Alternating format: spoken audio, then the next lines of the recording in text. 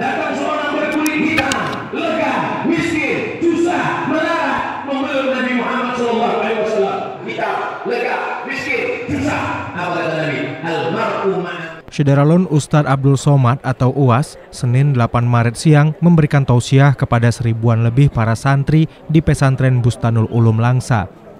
Dalam tausiahnya, UAS memberikan motivasi kepada para santri agar belajar sungguh-sungguh menimba ilmu agama Islam di pesantren ini, supaya kelak bisa mengikuti jejak para alumni-alumni Bustanul Ulum yang sudah sukses, serta yang terpenting membawa berkah baik semasa hidup di dunia dan akhirat nantinya.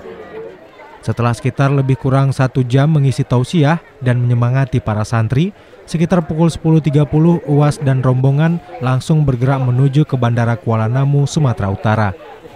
Sebelumnya, sekitar pukul 8 UAS dan rombongan melakukan silaturahmi ke pesantren Dar Fakih Qur'ani milik Haji Sofyan Pakih di Gampung Birem Raya, Kecamatan Birembayan, Aceh Timur.